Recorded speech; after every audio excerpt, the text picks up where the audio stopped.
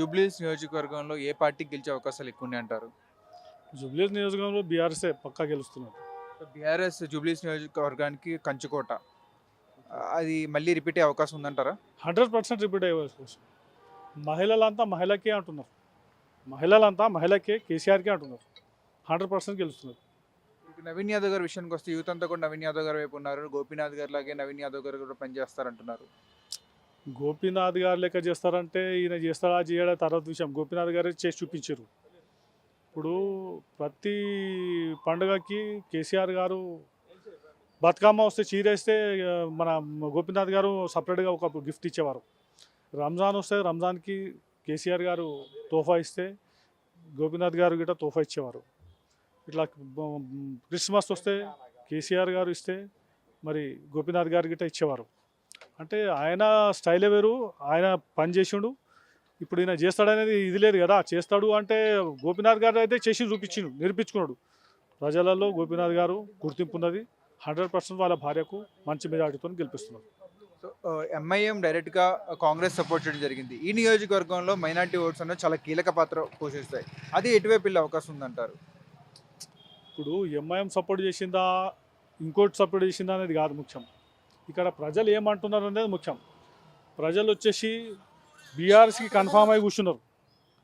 ఇప్పుడు ఏ పార్టీ ఎవరికి సపోర్ట్ చేసినా ఒరిగేది ఏమి ఉండదు. ప్రజలు ఏం చేయాలో నిర్ణయించుకున్నారు. 100% బీఆర్ఎస్ని గెలిపిస్తున్నారు. ఆ, ఇక్కడ ముఖ్యంగా సమస్యలు అంటే ఏం చెప్తారు? ఇప్పుడు సమస్యలు ఇప్పుడు ఒకవేళ నేను సమస్య అంటే ఇప్పుడు ఉన్న ప్రభుత్వానికి చెప్తున్నాం. మెట్రో నగరాలలో హై టెన్షన్లు వైర్లు ఉండకూడదు. మనం బహుశా ముంబైకి వెళ్ళడం కానీ ఢిల్లీకి వెళ్తే కానీ అక్కడ హై టెన్షన్లు వైర్లు ఉండవు, అండర్ గ్రౌండ్ వైర్స్ ఉంటాయి. ఇక్కడ మా బస్తీలలో ఇక్కడ స్లమ్ ఏరియాలలో చాలా హై టెన్షన్లు వైర్లు ఉన్నాయి. చాలామంది చనిపోతున్నారు. ఇప్పుడు ఉన్న ప్రభుత్వానికి చెప్తున్నాను, మీరు సమస్యలు అంటే పేదల సమస్యలు తీర్చాలనుకుంటున్న ఈ రేమత్ నగర్, బోరాబండ ఈ సైడ్లో ఉన్న వైర్లన్నీ తీసేయండి. వాళ్ళకు మేలు చేసిన వాళ్ళు అవుతారు. నేను వచ్చే మా బీఆర్ఎస్ ప్రభుత్వానికి కూడా చెప్తున్నా, ఒకవేళ వాళ్ళు వచ్చినాక ఈ పని చేసి పెట్టమని పేదలకు మంచి జరిగే విషయం కనుక చేయమని చెప్తాను. ఇది ఇక్కడ ముఖ్యంగా ఈ అధికార పార్టీలో మైనార్టీస్కి ఏమైనా అన్యాయం జరుగుతుందంటే ఏంటది? అధికార పార్టీని ఎట్లా చూపిస్తున్నా అంటే, మీరు పాత ఒక సినిమా ఉంది, కోట శ్రీనివాసరావు గారు కోడి పెట్టుకొని ఆ, తింటుంటారు, అన్నం తింటుంటారు. ఏం తింటున్నావు అంటే చికెన్ తింటున్నా అంటాడు. అంటే ఆయన కోడి ఉంటుంది కానీ తినలేడు. ఇలాంటి పరిస్థితి ఇది. మన కాంగ్రెస్ పరిస్థితి ఏంటి? కోడి ఉన్నది, చికెన్ ఉన్నది, అక్కడ కన్నబడుతున్నది కానీ మాకు మాత్రం దొరకడం లేదు. ప్రజలకి అంటే మా దగ్గర కోడి ఉందిరా బాబు అని, మా దగ్గర ఇది ఉంది అది ఉంది, కానీ ప్రజలకు అందడం లేదు. ఏ స్కీములు అందడం లేదు. బస్సు మాత్రం తప్ప, బస్సు గిట అరకొర. బస్సులు గిట మహిళలకు కొన్ని మా ఏరియాలలో వస్తే ఎస్పీఆర్ఎన్స్ ఉంది, అక్కడ బస్సే లేదు. ఆ మహిళలకు బస్సు లేనిది వాళ్ళకు బస్సు అంటే వాళ్ళు ఏం చేస్తారు? మెయిన్ రోడ్ల మీదనే బస్సు ఉన్నది, అది కూడా లేదు. నేను చెప్తున్నా కదా, ఈ స్కీము మాత్రము మనం ఉన్న ఈ అధికార పార్టీ ఇదే ఉంది. కోడిని చూపిస్తున్నారు, కోడి చికెన్ తినబెడతామంటున్నారు, అసలు ఏం తినబెట్టడం లేదు. ఏ స్కీములు పనిచేయడం లేదు. బీజేపీ విషయానికి వస్తే ఏంటి? ఇక్కడ బీజేపీ ఎటువంటి పాత్ర పోషించబోతుంది ఈ ఎలక్షన్స్లో? బీజేపీ వచ్చేసి థర్డ్ పొజిషన్లో ఉంటుంది. బీజేపీ సెకండ్ పొజిషన్లో కాంగ్రెస్ ఉంటే, థర్డ్ పొజిషన్లో బీజేపీ ఉంటుంది. అలానే ఇక్కడ సునీత గారు కూడా విస్తృతంగా ప్రచారం చేస్తున్నారు. కేటీఆర్ గారు అందరూ కూడా ఆయనకి సపోర్ట్గా ఉన్నారు. ఎలా ఉంది రోడ్ షో ప్రభావం, ఎలా ఉంది ప్రజల్లో? ఇప్పుడు నేను చెప్పేదానికంటే జనాల్లో ఎట్లున్నా అంటే, కేటీఆర్ గారు ఎటు వచ్చినా ప్రభంజనంగా ఉన్నది. కేటీఆర్ ఏ షోకి వచ్చినా కానీ ప్రభంజనం అవుతున్నది. ఫుల్ జనాలు కేసీఆర్ రావాలంటున్నారు. వాళ్ళ స్వచ్ఛందంగా వచ్చి మళ్ళా కేసీఆర్ రావాలి, మళ్ళీ కేసీఆర్నే బలపరుస్తున్నామని అని చెప్తున్నారు. ఇప్పుడు యువకులు అంటున్నారు. యువకులు మీరు మీడియాలలో చూపించండి. అక్కడ వచ్చిన యువకులు ఎట్లా చిందులేస్తున్నారంటే కేటీఆర్ గారి రోడ్ షోలో చెప్పలేని పరిస్థితి. అంటే నవీన్ యాదవ్ అని చెప్తున్నారు కదా, ఇక్కడ ఉన్న వాళ్ళు యూతే. ఆ చిందులేసినంత యువకులే, ముసలోళ్ళు కాదు, వాళ్ళకు యువకులే. అది రియాలిటీ. సార్, నవీన్ యాదవ్ గారికి సింపతి ఒకటి వర్కౌట్ అయ్యే అవకాశం ఉంది. 2 సార్లు ఓడిపోయారు, మూడోసారి కూడా ఆయనకి అవకాశం ఇద్దాం ఓటేసాను అంటున్నారు. దాని గురించి ఏమంటారు?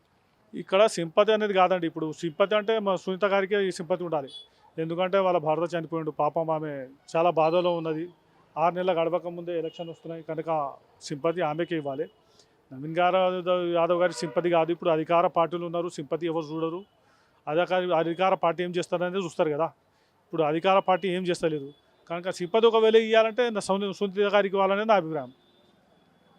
జూబ్లీ హిల్స్ బై ఎలక్షన్లో ఏ పార్టీ గెలిచే అవకాశం ఎక్కువ ఉందంటారు?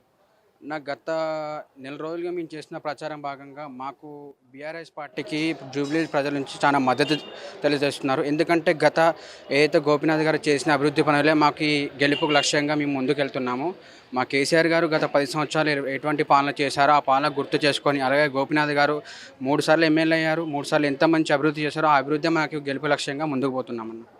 ఇక్కడ యువత అంతా ఎటువైపు మొగ్గు చూపుతున్నారు? యువత ప్రభావం ఎంతవరకు ఉండబోతుంది ఈ ఎలక్షన్లో? యువతకు ఏదైతే రేవంత్ రెడ్డి చేసిన మోసం, ఏదైతే జాబ్ క్యాలెండర్ ద్వారా మోసం చేశారో ఆ జాబ్ క్యాలెండర్ ద్వారా మోసం చేసిన యువతనే ఈరోజు ముందుకొచ్చే ప్రచారం చేస్తుంది. కాంగ్రెస్కి మాత్రం ఓటేయకండి, ఏ పార్టీకన్నా ఓటేయండి అని చెప్పి యువతనే ముందుకొచ్చే ప్రచారం చేస్తుంది. మేము గత నెలలో చూస్తున్నాము యువత చాలా కోపం మీద ఉంది. ఎందుకంటే వాళ్ళకి చాలా మోసం చేశారు. ఏదైతే జాబ్ క్యాలెండర్ ద్వారా కానీ, మహిళల స్కూటీలు కానీ, నిరుద్యోగ వృద్ధి చాలా మోసం చేశారు. యువత మొత్తం ముందుకొచ్చి కాంగ్రెస్కి మాత్రం ఓటేయదని చెప్తున్నారు. ఆ యువత పోటీ ఏదైతే ప్రచారం చేస్తున్న భాగంలో ఈ కాంగ్రెస్ దుండగులు వచ్చి వాళ్ళ మీద దాడి చేస్తున్నారు. ఎంఐఎం డైరెక్ట్గా కాంగ్రెస్ పార్టీకి సపోర్ట్ చేయడం జరిగింది. అది ఏమైనా మైనార్టీ ఓట్స్ ప్రభావితం అటు కాంగ్రెస్కి వెళ్ళే అవకాశం ఉందంటారా? ఏదైతే మొన్న జరిగిన రేవంత్ రెడ్డి ప్రచారంలో ఒక మైనారిటీకి జరిగిన అవమానాన్ని ఇప్పుడు వాళ్ళు గమనిస్తున్నారు. గత 2 రోజులుగా మనం చూస్తున్న మైనారిటీ పెద్దల మీటింగ్లో మైనారిటీ పెద్దలు కూడా చెప్తున్నారు, దయచేసి కాంగ్రెస్ ఓటు వేయకండి, మనం కాంగ్రెస్ ఓటు వేస్తే మన మైనారిటీ పరుగు పోతుందని చెప్పి మైనారిటీ పెద్దలు కూడా చెప్తున్నారు. రోడ్ షో విషయానికి వస్తే కేటీఆర్ గారు రోడ్ షోలు చేయడం జరిగింది, రేవంత్ రెడ్డి గారు రోడ్ షోలు చేయడం జరిగింది. ఎలా అనిపించింది అది? రేవంత్ రెడ్డి రోడ్ షో అంటే చాలా ఎక్కువ పబ్లిక్ ముందుకు వెళ్ళడం లేదు. కేటీఆర్ రోడ్ షోలో చాలా అద్భుతంగా ప్రజలు, నిన్న ఒక వీడియో చూసాం మనం, ఒక మహిళ కేసీఆర్ గారి పాట పెడితే ఆమె కన్ను నీరు పెట్టింది. అంటే ఆమెకు గుర్తుకొస్తున్నాయి 10 సంవత్సరాల కేసీఆర్ పాలన గుర్తు చేసుకొని ఒక మహిళ నిన్న జరిగిన రోడ్ షోలో ఒక మహిళ ఏడుస్తుంది, కేసీఆర్ గుర్తుకొచ్చి ఏడుస్తుంది. ఆమె కేసీఆర్ చేసిన అభివృద్ధి వల్లే నేడు మాకు బీఆర్ఎస్ పార్టీకి లక్ష్యంగా ముందుకెళ్తున్నాం. జూబ్లీ హిల్స్లో పక్కాగా బీఆర్ఎస్ అడ్డాగా మారబోతుంది.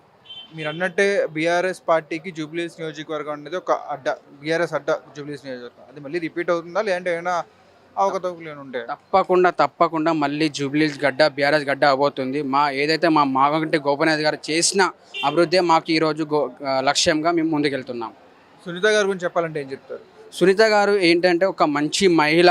ఆమెకు కొంచెం ఏమైనా నాలెడ్జ్ లేకపోవచ్చు, కానీ తప్పకుండా ప్రజలకు ముందుకెళ్తుంది, ప్రజలకు కాపాడుతుంది. ఆమెకు అండగా పెద్దలు కేసీఆర్ గారు ఉన్నారు, వర్కింగ్ ప్రెసిడెంట్ కేటీఆర్ గారు ఉన్నారు, హరీష్ రావు గారు ఉన్నారు, అందరూ ఆమెకు అండగా ఉన్నారు. రేపు ముందుగా కూడా జూబ్లీహిల్స్లో ఏదైతే ఈ బుల్డోజర్ పాలన రావద్దంటే బీఆర్ఎస్ పార్టీ ఇక్కడ తప్పకుండా గెలవాల్సిందే ఉంటుంది. నవీన్ యాదవ్ గారి గురించి ఏం చెప్తారు?